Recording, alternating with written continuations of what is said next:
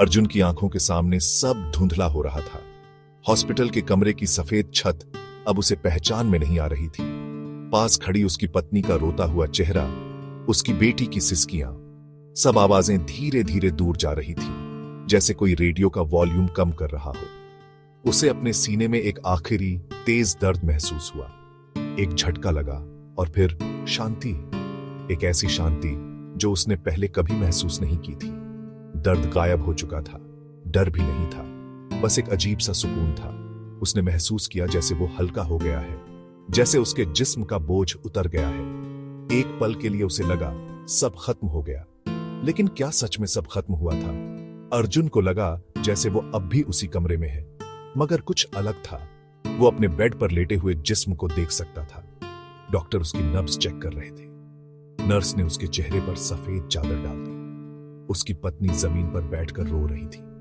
वो सब देख पा रहा था, सब सुन पा रहा था, लेकिन उसे कोई महसूस नहीं कर पा रहा था। वो चीखना चाहता था, मैं यही हूं, मैं मरा नहीं हूं, लेकिन उसके मुंह से आवाज नहीं निकली। उसने अपना हाथ बढ़ाकर अपनी बेटी को छूना चाहा, लेकिन उसका हाथ उसके आर पार निकल गया। यह एहसास इतना अजीब था कि उसे समझ नहीं आया कि यह सच है या कोई बुरा सपना। उसके दिमाग में बचपन की यादें चलने लगीं। इसी बीच उसे कमरे के कोने में एक हल्की सी रोशनी दिखाई दी।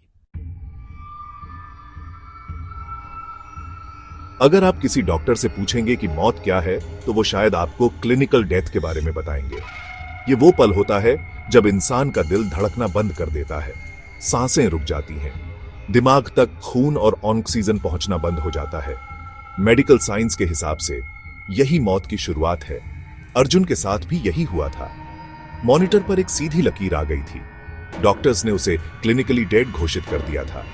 उनके लिए कहानी यहां खत्म हो गई थी, लेकिन साइंस की कहानी यहां खत्म नहीं होती। क्लिनिकल डेथ के बाद भी कुछ मिनट ऐसे होते हैं जिन्हें बायोलॉजिकल डेथ तक का सफर कहा जाता है। इस दौरान शरीर के सेल्स धीरे धीरे मरने लगते हैं, लेकिन दिमाग इतनी जल्दी हार नहीं मानता।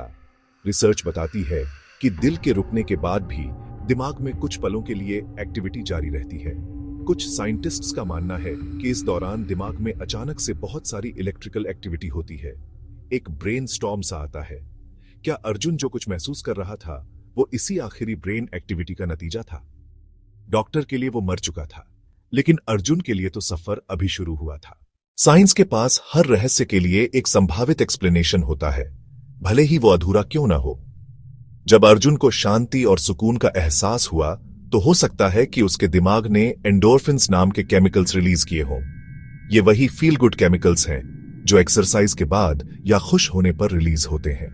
मौत के एक्सट्रीम स्ट्रेस में दिमाग शायद दर्द को कम करने के लिए इनका एक बड़ा डोज रिलीज कर देता है। इससे वो आनंदमयी एहसास हो सकता है जिसे लोग डिवाइन पीस समझ लेते हैं। ये दिमाग का खुद को आखिरी पलों में तसल्ली देने का एक तरीका हो सकता है। और वो सुरंग और उसके आखिर में दिखने वाली रोशनी, उसका भी एक साइंटिफिक अनुमान है। जब दिमाग को ऑक्सीजन मिलना बंद होती है तो हमारी आंखों का विजन टनल की तरह सिकुड़ने लगता है। मतलब हमें सिर्फ बीच का हिस्सा दिखता है और चारों तरफ अंधेरा हो जाता है। इसे टनल विजन कहते हैं।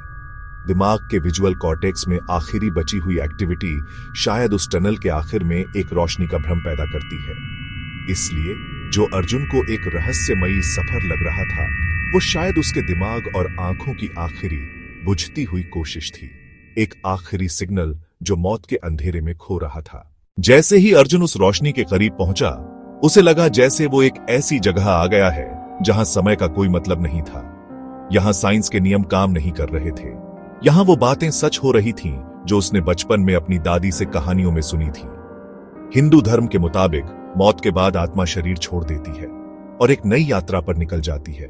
यमराज के दूत आत्मा को लेने आते हैं और उसे चित्रगुप्त के पास ले जाते हैं, जहां उसके कर्मों का हिसाब होता है।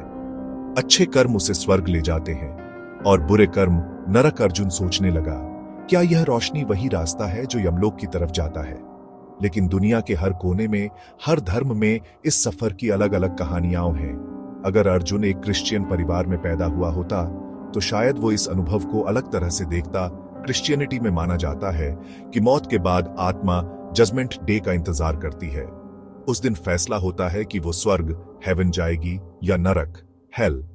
वहीं अगर इस्लाम धर्म की बात करें तो उनका नजरिया भी इससे मिलता जुलता है। मौत के बाद फरिश्ते आकर आत्मा से कुछ सवाल पूछते हैं। इसके बाद आत्मा बरज़ख नाम की एक जगह पर कयामत, जजमेंट डे का इंतजार करती है। इन सबसे अलग बुद्धिज्म और जैनिज्म जैसे धर्म पुनर्जन्म, रीइंकार्नेशन की बात करते हैं। उनके मुताबिक आत्मा कर्मों के बंधन में बंधी होती है और जब तक उसे मोक्ष या निर्वाण नहीं मिल जाता, वो बार बार अलग अलग शरीरों में जन्म लेती रहती है। अर्जुन अब उस रोशनी के बिल्कुल अंदर था।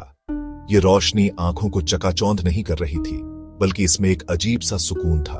उसे लगा जैसे वो हजारों सालों से इस रोशनी को जानता है। यहां उसे कुछ और परछाइयां दिखीं। उसे लगा जैसे उसने अपने दादा को देखा। उनके चेहरे पर वही मुस्कान थी। फिर उसे अपनी दादी दिखी।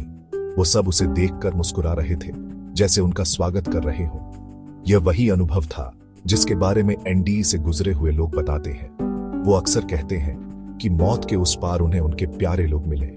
यह अनुभव इतना गहरा और असली होता है कि जो लोग इससे गुजरते हैं उनकी जिंदगी हमेशा के लिए बदल जाती है। उनके अंदर से मौत का डर निकल जाता है। डॉ रेमंड मूडी, जिन्होंने नियर डेथ एक्सपीरियंस शब्द को पॉपुलर किया, उन्होंने ऐसी हजारों कहानियां इकट्ठी की। शरीर से बाहर निकलना, एक सुरंग से गुजरना, एक तेज रोशनी देखना, मरे हुए रिश्तेदारों से मिलना और एक ऐसी शांति का अनुभव करना जिसे शब्दों में बयान नहीं किया जा सकता।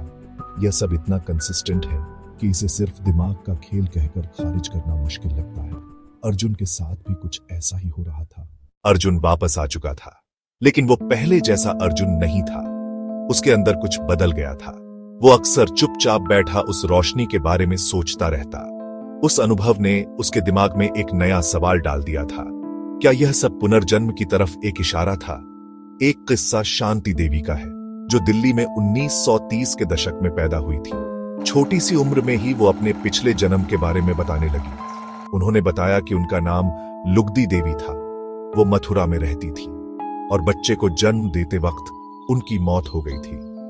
जब उनके पिछले जन्म के परिवार को ढूंढा गया और उनसे मिलवाया गया तो उन्होंने सबको पहचान लिया। उन्होंने मथुरा की वो गलियां और जगहें भी पहचान ली जहां वो कभी नहीं गई थी। महात्मा गांधी ने भी इस केस की जांच के लिए एक कमेटी बनाई थी। एक और हैरान करने वाला केस जेम्स लाइनिंगर का है। अमेरिका का यह छोटा बच्चा 2 साल की उम्र से ही प्लेन क्रैश के बुरे सपने देखता था।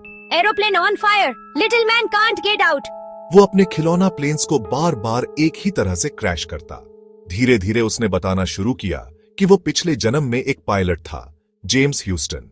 जब उसके पेरेंट्स ने रिसर्च की तो उनके होश उड़ गए। अर्जुन के दिमाग में अब साइंस और रहस्य की एक खिचड़ी पक रही थी। एक तरफ डॉक्टर्स कह रहे थे कि वो मरकर वापस आया है। उसने इस बारे में और पढ़ना शुरू किया और उसे एक नया अजीब सा कॉन्सेप्ट मिला, क्वांटम फिजिक्स। यह ब्रांच एटम से भी छोटे पार्टिकल्स की दुनिया को समझने की कोशिश करती है। इस दुनिया के नियम बहुत अजीब हैं। एक पार्टिकल एक ही समय में 2 जगहों पर हो सकता है। डॉ स्टुअर्ट हैमरॉफ ने OR नाम की कंट्रोवर्शियल थ्योरी दी। उनका कहना, कॉन्शियसनेस माइक्रोट्यूब्यूल्स में क्वांटम प्रोसेस से पैदा होती है। यह क्वांटम इंफॉर्मेशन दिमाग के मरने के बाद नष्ट नहीं होती, वो ब्रह्मांड में फैल जाती है। इस हिसाब से आत्मा एक क्वांटम इंफॉर्मेशन है जो ब्रह्मांड के फैब्रिक में बनी है। जब हम मरते हैं, यह इंफॉर्मेशन लीक हो जाती है। इसलिए एनडीई में लोगों को ब्रह्मांड से जुड़ने का एहसास होता है। यह साइंस फिक्शन लगता है, लेकिन एक कोशिश है आत्मा को साइंस की भाषा में समझाने की। अर्जुन तो किस्मत वाला था जो लौट आया और अपनी कहानी बता सका।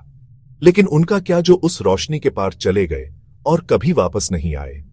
उनके साथ क्या हुआ, यह एक ऐसा रहस्य है जिसका जवाब किसी के पास नहीं है।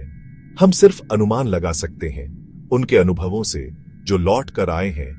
आपने अक्सर सुना होगा, किसी की मौत के ठीक बाद घर की घड़ी रुक गई, या उनकी पसंद का फूल अचानक खिल उठा, या परिवार के किसी सदस्य को सपने में आकर उन्होंने कोई संदेश दिया। लोग इन बातों को अपना मन बहलाने का जरिया मान लेते हैं, एक कोइंसिडेंस। लेकिन कभी कभी घटनाएं इतनी अजीब होती हैं कि उन्हें कोइंसिडेंस कहना मुश्किल हो जाता है। एक मशहूर किस्सा है द ब्लैक आइड चिल्ड्रन का। यह उन बच्चों की कहानियां हैं जो अचानक लोगों के दरवाजे पर आते हैं, अक्सर रात में, और अंदर आने की इजाजत मांगते हैं। उनकी आंखें पूरी तरह से काली होती हैं, बिना किसी सफेद हिस्से के। जो लोग उन्हें अंदर आने देते हैं उनके साथ कुछ बुरा होने की अफवाहें हैं। इसी तरह इलेक्ट्रॉनिक वॉइस फेनोमेनन यानी ईवीपी का रहस्य है।